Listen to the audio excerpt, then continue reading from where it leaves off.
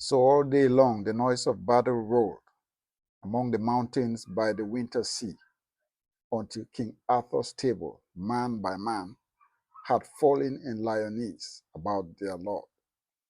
King Arthur then, because his wound was deep, the bold Sir Bedivere uplifted him, Sir Bedivere, the last of all his knights, and bore him to a chapel nigh the field. A broken chancel with a broken cross that stood on a dark strait of barren land. On one side lay the ocean, and on one lay a great water, and the moon was full. Then spake King Arthur to Sir Bedivere, the sequel of today unsold us all, the goodliest fellowship of famous knights, whereof this world holds record. Such a sleep they sleep, the men I loved. I think that we shall never more at any future time delight our souls with thoughts of knightly deeds, walking about the gardens and the halls of Camelot as in the days that were.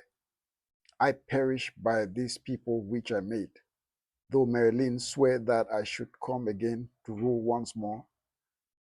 But let what will be, be. I am so deeply smitten through the helm that without help I cannot last till morn. Thou therefore take my brand Excalibur, which was my pride, for thou rememberest how in those old days, one summer noon, an arm rose from out the bosom of the lake, clothed in white samite, mystic, wonderful, holding the sword, and how I rode across and took it, and have worn it like a king. And wheresoever I am sung or told in after time, this also shall be known. But now delay not, take Excalibur, and fling him far into the middle mere. Watch what thou seest, and lightly bring me word.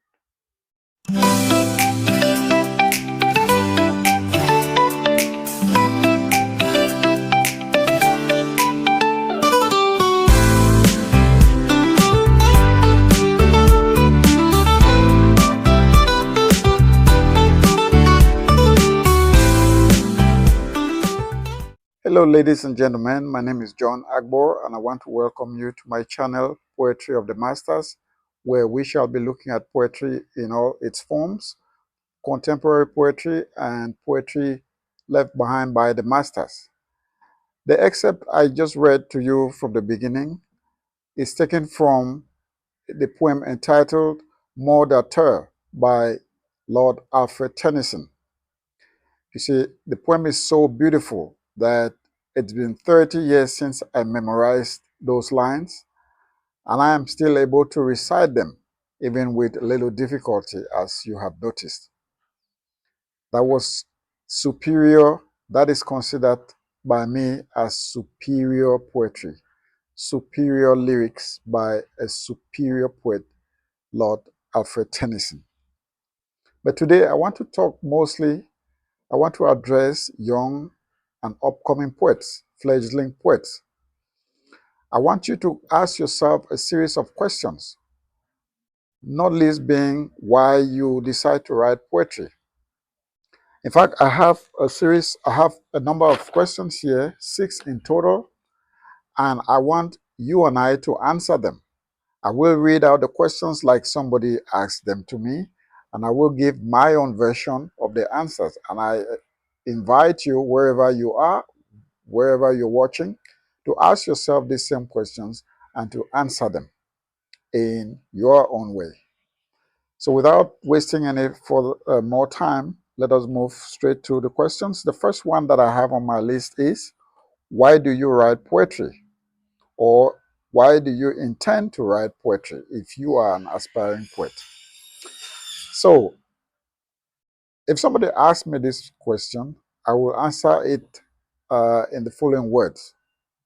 I actually started writing poetry in 1992.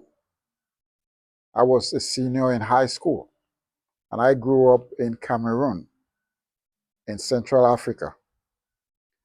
Back then, we were expected to write, or we were expected to study just English poetry. English literature in general, meaning that a literature written by English writers, and I mean from England or the United Kingdom.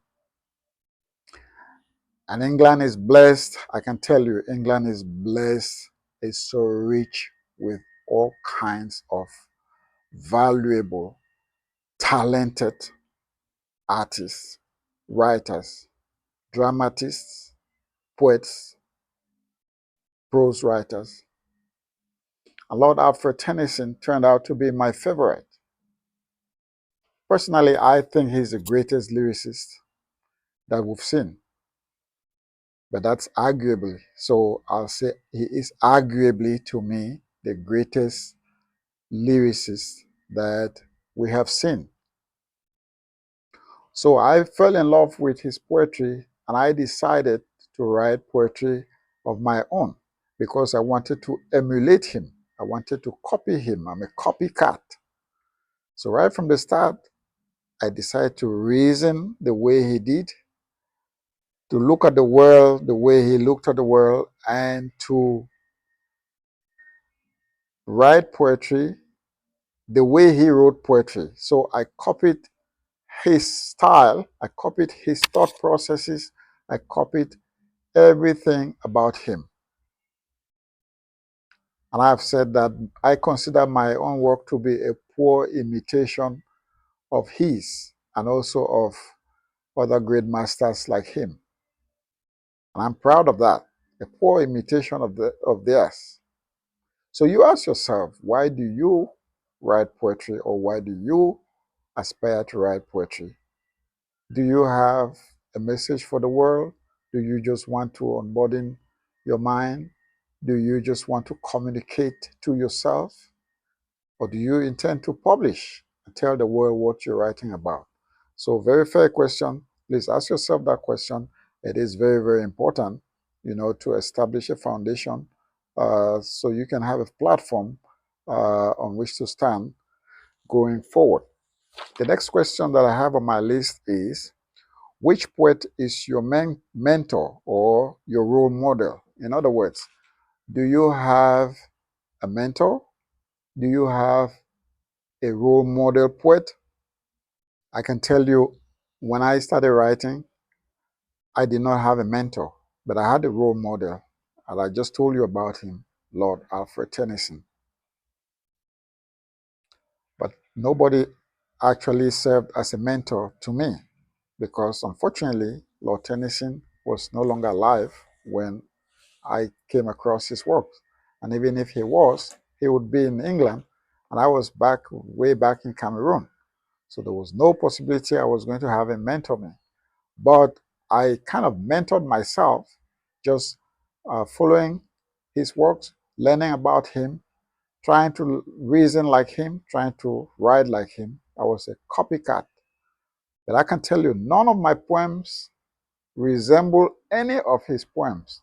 Yet, I was inspired to write like him without actually writing what he wrote or actually copying any lines of his or even copying his own story.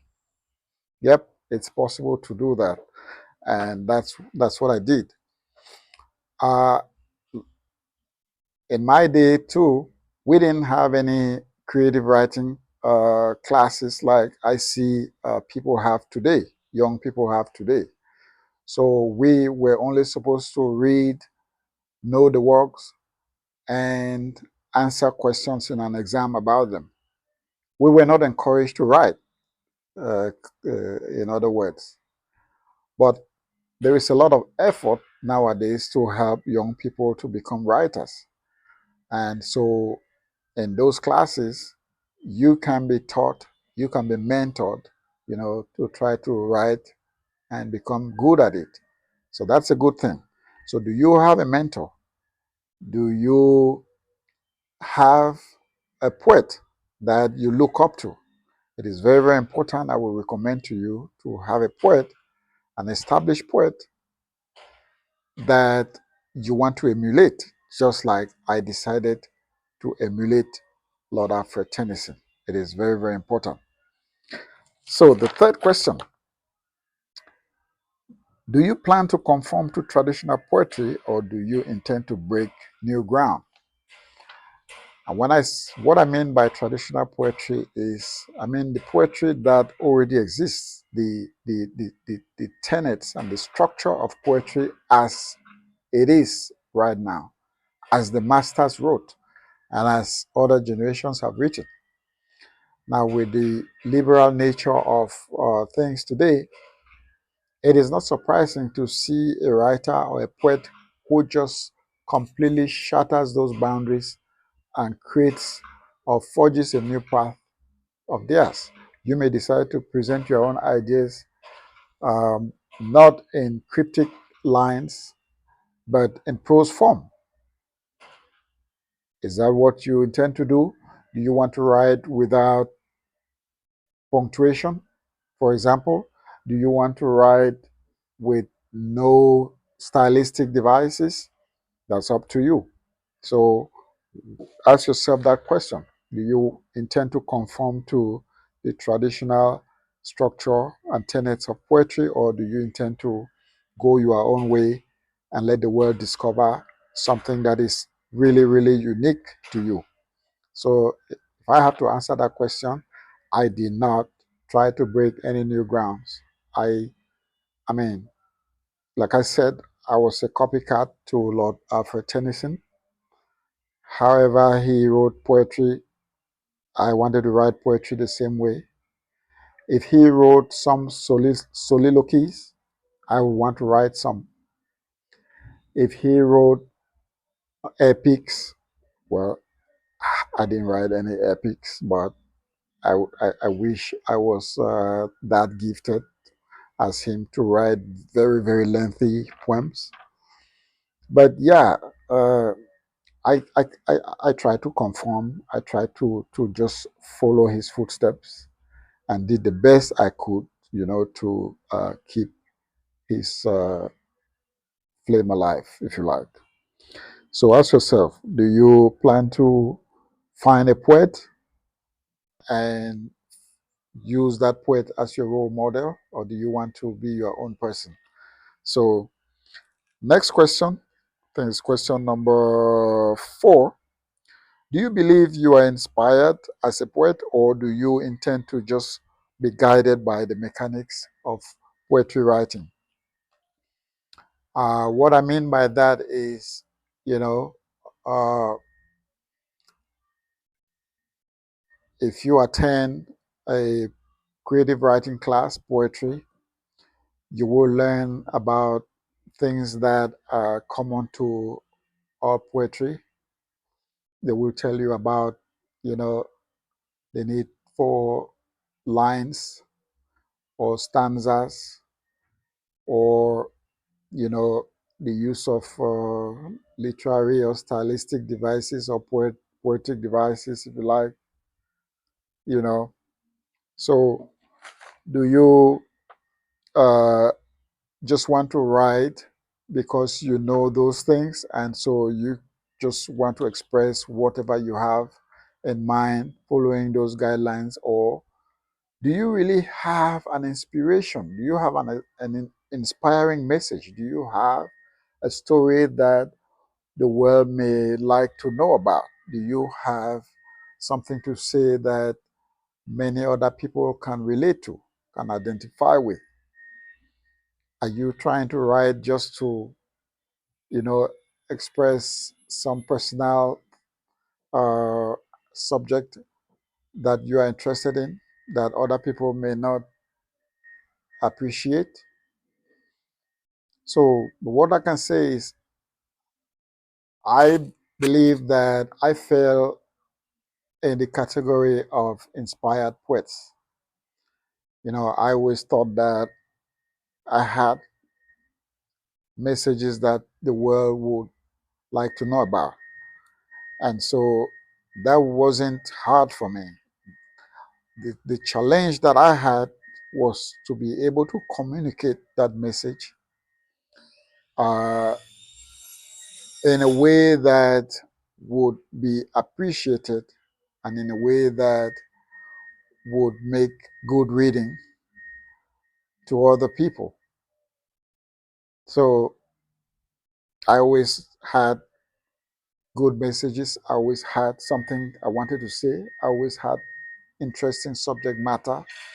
So the challenge was to capture that in interesting verse. The question is, the question always was, would I be able to reduce those thoughts in choice lyrics that would make interesting reading by other people? So you ask yourself that question too. Are you Do you have inspirational messages, or do you just want to write something just to put down lines on paper? So, question number 5: do you intend to publish your work, your poems, or do you just write for personal satisfaction? That is a very, very important question. I can tell you, when I started writing, I didn't intend to. A publication was not at the forefront of my mind, but I still wanted to write mature poetry with mature messages that if they ever get published or if they ever get exposed, I would be proud of. I could say, yes, send them to press, you know. So there is so much to write about. But then, how do you relate it to other people? So when I started out, or up until now, what I can tell you if you are a young poet listening to me right now, what I can tell you is whatever you have as a personal subject matter or whatever you need to talk about, try to find a way to use that as a medium to express or to communicate a bigger message to the wider public. So if you have, say, a, if you experience heartbreak, say in your relationship, yes, you can write a poem about it, but ask yourself, why should that interest other people? So, but use that. My advice to you is that use that as a medium, as an opportunity to now educate the world or educate other people about such things. You know, bring out a lesson from it that other people can draw instead of just expressing the fact that you got your heart, wrecked by somebody. What is a doctrine that somebody can draw from that? So that is a question, a crucial question that you should ask yourself when you are trying to write a poem about that. Why should that interest me? You know, how should that experience of yours, serve as a lesson to me? What can I learn from that? So that's what you need to think about. Okay. So in subsequent episodes of this program, we shall delve deeper into some or even all of these questions and even other questions, because my intention is to help young and upcoming poets to become better at the craft. Okay. So last question: are you a loner? And when I say loner, I mean in your poetry journey. Are you a loner, or do you have friends, poetic friends, or do you belong to a poetry group whose members support each other in their efforts? So I'll answer that by saying that when I wrote poetry, when I started writing, even up until now, I have always been a loner. I have always written alone. My poetry journey has been a lonely one. It is not by choice. It's probably just due to my nature. You know, I said that I started writing poetry. I really became interested in poetry in senior high school. And back then, I had a number of friends, classmates who were also beat by the bug. And so we started out, showing each other our poems, early poems, appreciating each other and, supporting each other. But then that quickly ended shortly after we left high school, as many people decided to pursue other things that they consider to be more serious courses in life. And I mean, I did too. You know, I never saw myself, I didn't want to be remembered as a poet. I wanted to be remembered as other things in this world because I didn't think poetry was a viable career that would be economically rewarding. So I also pursued other careers, but I I still had, the love for the craft, and so I still had those thoughts, you know, that I still entertain. So I would still find time to express them in verse. But then the difference was at that point I didn't have any other person. I didn't have people to share them with because many of those my friends had decided to pursue more serious things in life, and they considered writing poetry as, being something like childish, So I had to write and hide my work, you know, and it was even embarrassing to tell anybody that I had poems or I was still writing poems. They would be like, "Are you serious? Like, why do you waste time doing things like that we used to do when we were young?" So I that's how I became lonely, you know. And back in the day, we didn't have social media like we have today, where you could, network with other people that are not even close to you. Back in our time, you had to have people really, really physically present. So that's how I became a loner in my poetry journey.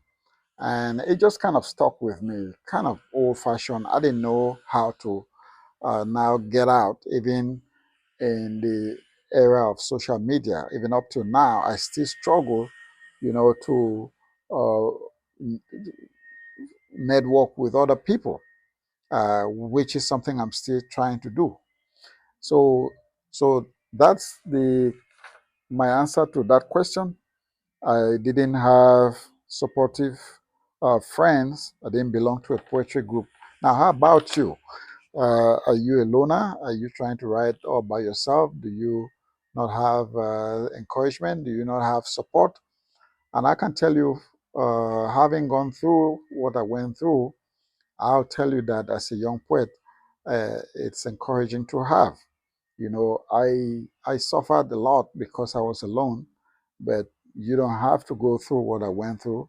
Having a pair of other eyes look at your work and even contribute ideas and point out something you may not have done right helps.